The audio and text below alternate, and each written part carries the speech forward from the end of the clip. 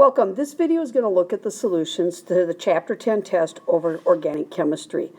And the first page didn't come through on my PDF, but I've drawn in a sketch approximately of what the three-dimensional structure looked like.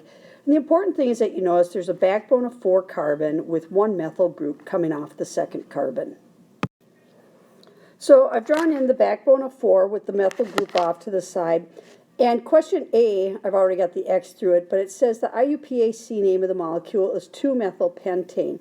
Well, it can't be 2-methylpentane because that would imply there's 6 carbons. It's 2-methylbutane. So A is not correct. B says all the bond angles will be approximately 90 degrees. Well, if you look back to the original structure, you will see that each carbon has got 4 bonds to it. So that would imply a bond angle of 120 degrees. I'm sorry, of 109.5 degrees on each one. Letter C says one isomer of this molecule is pentane. That would be true because this has 5 carbons and pentane has 5 carbons. And D, the boiling point of this compound would be higher than that of pentane. That wouldn't be true because this would be the branched version, so this should have the lower boiling point. So for 1, C is the only true statement. Number 2, what is the IUPAC name for CH3, CH2, CH, CH3, CH3? So very quickly you should recognize that this would be the structure we were just looking at, like so. And as I mentioned, that would be 2-methylbutane, or letter C. Question number 3 says, which of the following substances are structural isomers of each other? This one is far simpler than trying to sketch it because all you have to do is count up the carbons and hydrogen because structural isomers have the same molecular formula. So my first one has 1, 2, 3, 4 carbons, 5 carbons in it because it's CH2,3. So I have 5 carbons. And then I've got 3, 6, and then 3 times 2 is another 6. I've got 12 hydrogens for the first one. The second one I've got 2, 3, 4 carbons. And 2 times 3 is 6, 7, 10 hydrogen. And the third one, I've got 1, 2, 3, 4, 5 carbons, and again 12 hydrogen. So 1 and 2 would be structural isomers with the same molecular formula but different arrangements spatially of them. So that means B, 1 and 3 would be the correct choice. Number 4 wants to know the correct classification of these alcohols. So in each case, I need to find the carbon with the alcohol group, the hydroxyl group, attached to it, and then look and see how many other carbons are attached to that particular carbon. So the first one has a total of 3 carbons attached, making it tertiary. Number 2 has just 1 carbon attached, making it primary. And number 3 has 2 carbons attached, making it secondary. So B would be the correct choice. Number 5 wants to know which substance is produced by the reaction of hydrogen with vegetable oil. So that's called hydrogenation, or we talk about it as being hydrogenated fats, and that is something known as margarine. It was originally thought to be more healthy than butter, and now current thinking isn't so sure that it really is any healthier than butter. Number 6, which of the following statements about alkenes is not correct? They have reactive double bonds. That's true. They can form addition polymers. That's true because that's what the double bond allows to happen. That bond breaks open. They react mainly by substitution. That's not true. They form by addition by opening that double bond. They can react with water to form alcohols. That's true. So only 6 is a false statement about alkenes. Number 7, which is a tertiary halogenoalkane. So I'm looking for a carbon that's attached to an alkane, or to a halogen, in this case bromine or chlorine.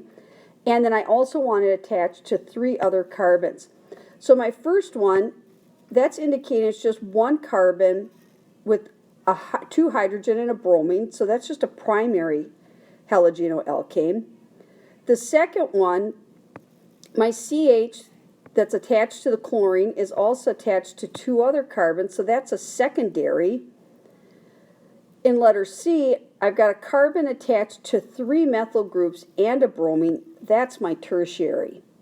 And then checking the last one, I've got a CH group with the chlorine attached to 2 other carbons, so that's a secondary again. So only C would be considered a tertiary halogenoalkane. Number 8 says propane, C3H8, undergoes incomplete combustion in a limited amount of air. Which products are most likely formed? Well, in limited combustion, you're going to see CO and or carbon produced along with the water. It's only the carbon product that's going to be affected. So B and C, the idea that hydrogen would be produced is not true. D, carbon dioxide and water would be complete combustion, so A would be the correct choice. Carbon monoxide and water are the products of incomplete combustion. Number 9, what structural feature must a molecule have in order to undergo addition polymerization? 2 functional groups, not needed. A carbon-carbon double bond, absolutely. Carbon atom single bonded, no. A polar covalent, doesn't matter. You have to have that carbon-carbon double bond so that it can open up and leave you a bonding site on each side to continue bonding those monomers to.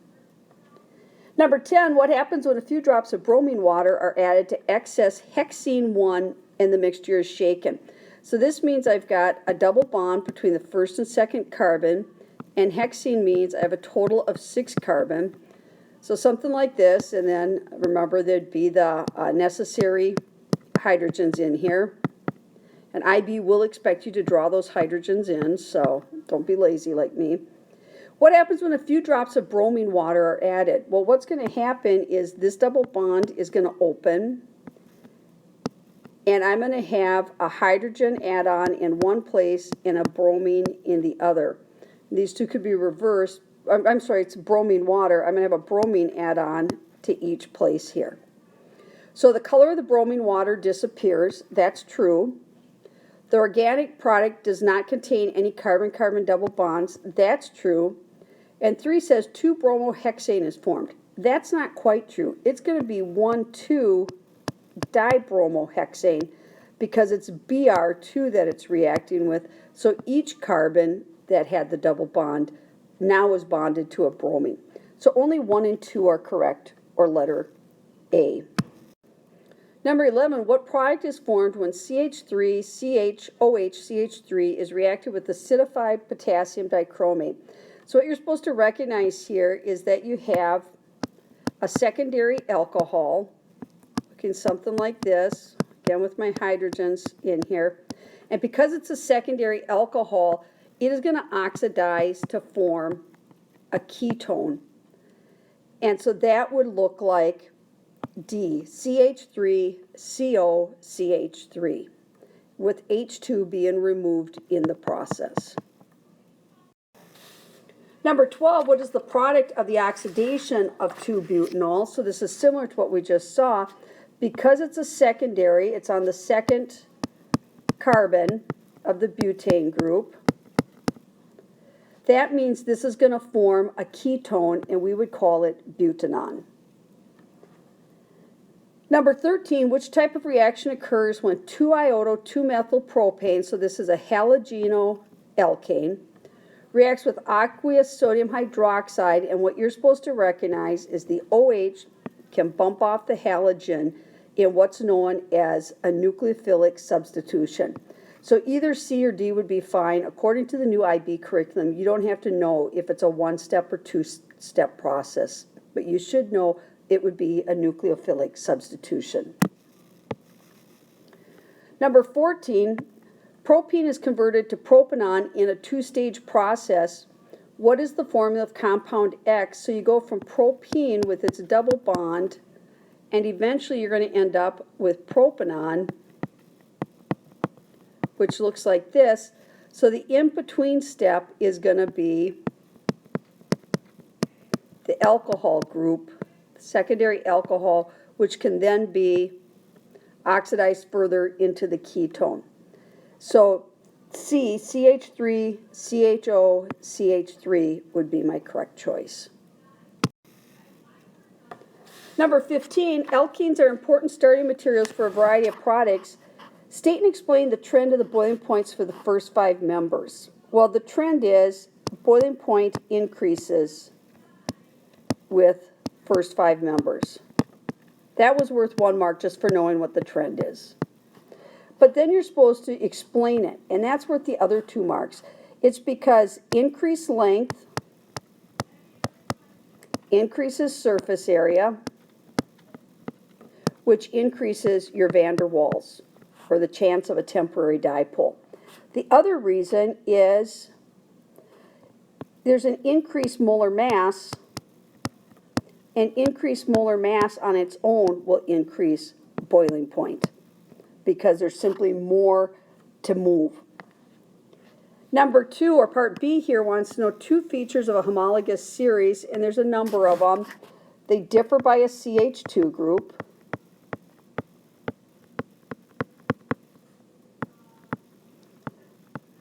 They have similar chemical properties. Some of you said same. Same, similar.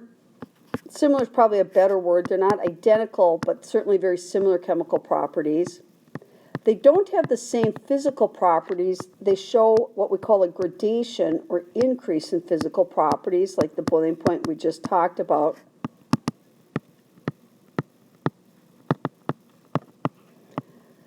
They don't have the same empirical formula, but they do have the same general formula.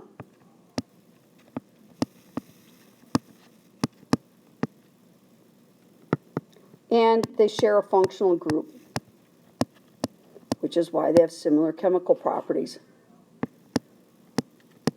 Just like the reason we see the gradation in physical properties is because of the additional CH2 group. Number 16 then wants to know a chemical test that could be used to distinguish between propane and propene. In each case, state the result of the test. So you could use, the easiest one would be to use bromine water. And in the case of propane, there would be no change. But in the case of propene, we would see a loss of color because it would react with the propene but not the propane. Another test you could do is you could burn it and try and measure the soot with alkenes producing more soot and the alkane or propane burning cleaner with less soot. That would be fine too, as long as you describe expected results. And then part 2 says under certain conditions propene can polymerize to form polypropene. State the type of polymerization taking place. So you just had to tell me that's addition. And draw a section of the polymer. Now a number of you had trouble drawing this polymer. Propene is got 2 carbon groups double bonded, and then a 3rd carbon group that's not double bonded. So it would look like this. So here is where the double bond is opening up. So when I draw this, I want to draw that double bond in a row by itself, and then anything else I want to dangle off of it, like the hydrogen above and below, the CH3 group below, the other hydrogen above. And now when I open this bond up, I can attach another unit that looks just like that, with the CH3 group below it. And I should always show that there's an open bond available, just like here there's an open bond available. And I could draw another group here. And again, I would leave the open bond at the end. So that's what they expected to see when you drew the polymer. I'm going to go back and make sure you realize that is now a single bond. And other than polymerization, state one reaction of alkenes which is of economic importance. Polymerization is how we get all the plastics. So plastics would not count here, but hydrogenation is another important one. And that's all you had to say was hydrogenation. If you happen to know that's how margarine is made, even better. But that's the economic importance. The other one you could mention is addition of water or hydration, because that forms alcohols. Number 17 then says state the name of the alkene below. And they told you it was an alkene because it's a little bit tough to see the double bond here. but that is supposed to indicate the double bond. But they do tell you it's an alkene. So when you look at that, you should realize that it's a propene group with a methyl off of it. So we would call this methylpropene. Now some of you indicated it was 2-methylpropene, and that's fine, but that's the only place a methyl group could go on propene, because if it was on the first one, it would actually be butene. Methylpropene or 2-methylpropene. B then, bromine water, familiar question, describe the color change observed when the alkene shown is added to bromine water. It would go from brown to colorless, which according to IB is different than saying clear. So make sure you use the word colorless, or the brown color would lighten would be fine.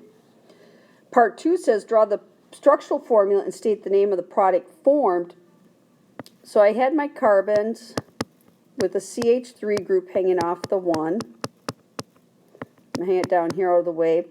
My double bond was right here between 1 and 2, so I'm going to go ahead and put my hydrogens in here. And if bromine reacts, that means there's going to be a bromine here as well as a bromine here and the 2 original hydrogen. So this double bond has been eliminated, and I now have what would be called 1,2-dibromo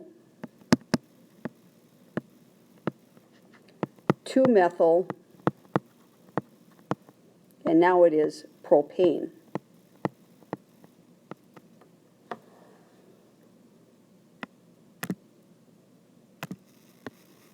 Number 18 says chloroethene, C2H3Cl. They want to know the structure, the Lewis structure, and the Hcl bond angles. So the Lewis structure would be, they tell you it's ethene, so that gives you the hint that you have a double bond here.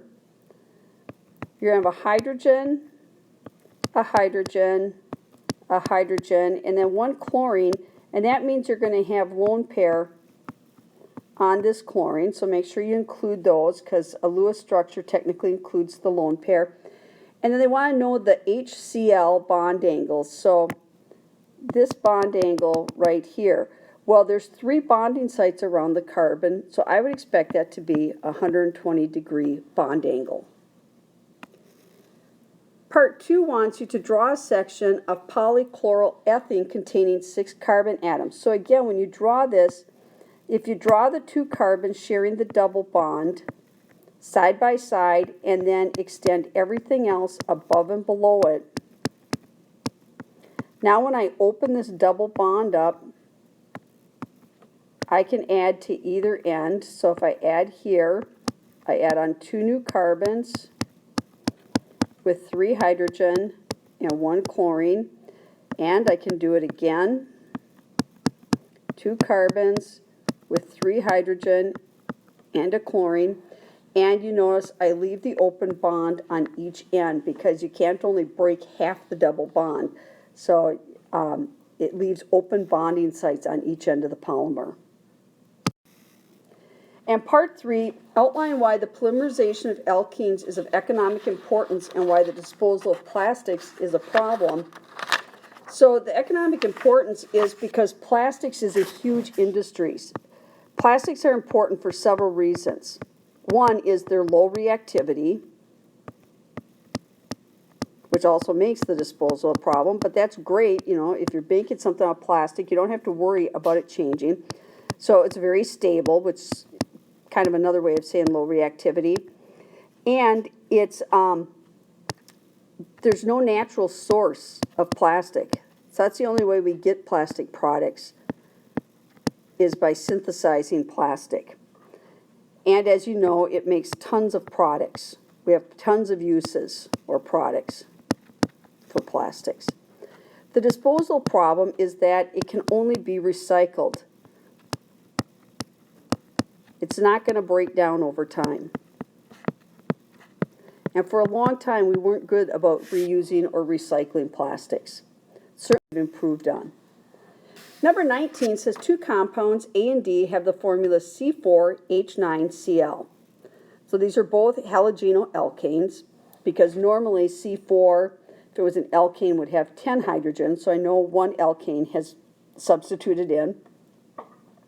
And I have to read this carefully. Compound A is reacted with dilute aqueous sodium hydroxide. Okay, so that OH should be able to bump the Cl off to produce compound B with a formula of C4H10O. Okay, compound B is then oxidized with acidified potassium manganate 7 to produce compound C with the formula of C4H8O. Compound C resists further oxidation. So what I can assume is that the sodium hydroxide produced an alcohol. That's what should happen with a halogen alkane undergoes nucleophilic substitution. But I also know it must be a secondary alcohol because this must be a ketone. So I know that A must be a secondary halogenoalkane because it makes a secondary alcohol, which makes a ketone. So we're supposed to draw the structural formula for each of these. We'll come back to D and E, but compound A then, I've got my 4 carbons in a row. I've got all my bonds.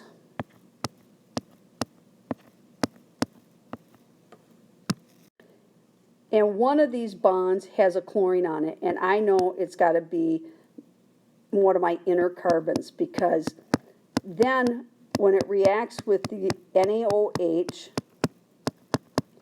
it will form an alcohol, and my alcohol group will also be secondary. And I'm not going to draw all the hydrogens in on this one because it's making it a little difficult to see things.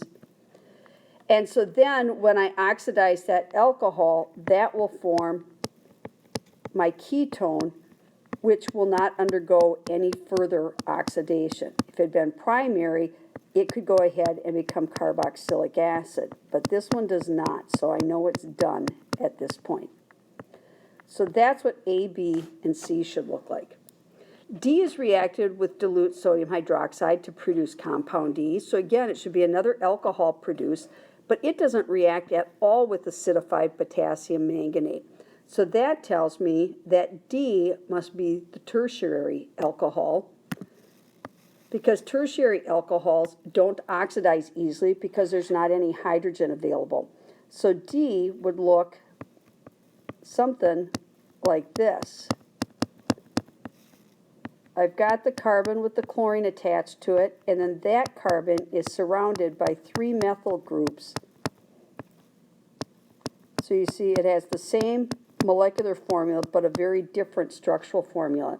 And then that would become a tertiary alcohol.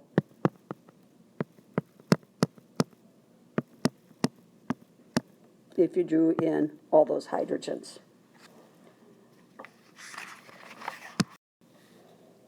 Number 20 has 4 structural isomers of alcohols, C4H10O.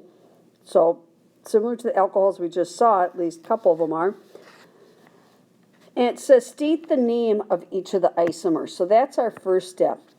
So this has got 4 in the group. So this is going to be 1-butanol, or I could write it with the 1 in the middle. Whereas this one, the OH group, is here on the second, so this would be 2-butanol, either way you want to write it. Whereas this one has got, it's 2-butanol, well, actually it's now become propanol because there's only 3 with the methyl group there. So we call this 2-methyl. And then I would put the 2 in with the propanol, propanol 2, like so. Or I could put the 2 in front, 2-methyl, 2-propanol. And then this one, this is still my longest chain of 3. So I still have 2-methyl, and it's still propanol, but now it's 2-methyl propanol 1, because the OH group has shifted to the first carbon. Number 2 wants to know the isomer that cannot be oxidized by acidified potassium dichromate. And that would be C, because C is a tertiary alcohol. 2 wants to know the isomer which could be oxidized to butanol. So that would be a primary alcohol, which either A or D could be oxidized to an aldehyde. I should say or there.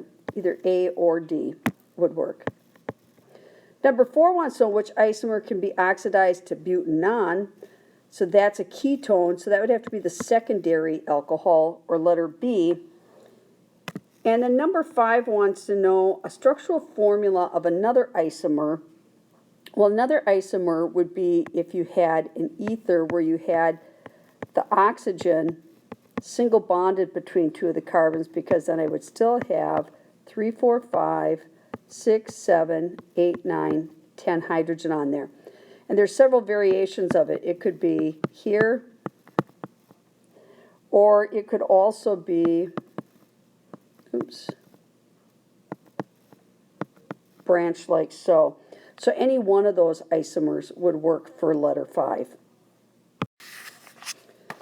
Part B1 says isomer A, or this one I told you could go ahead and ignore because this gets into SN1 or SN2. No longer need to do that for the new, kinder, gentler IB chemistry. But 21 has a schematic recognizing some reactions of ethene, and they've got the structure there for you in the center. So deduce the structural formulas of compounds A, B, C, and D. Now remember, a structural formula means you sketch it out. You don't have to include the lone pair like you do with the Lewis structure, but they didn't say condensed structural formula. So A, if I add H2O along with sulfuric acid catalyst, then I would open up my double bond, and I would have hydrogen add to one carbon, and the OH group add to the other one, forming an alcohol. In B, if I add H2 with nickel catalyst, then I'm simply going to make an alkane, ethane, because it's going to be a hydrogen adding into each open site where the double bond opened. C with Cl2, I'm going to end up with a dihalogenolalkane because I'm going to have a chlorine add-in to each carbon, like so. And D, if it's HCl, then one carbon is going to pick up another hydrogen, while the other carbon picks up that chlorine group. So a halogenoalkane versus the dihalogenolalkane from letter C. And then the last question was to name the structure in part C, and that would be 1,2-dichloro. Let me know that I've got a chlorine group on each of the carbons, and then that is ethane. So 1,2-dichloroethane.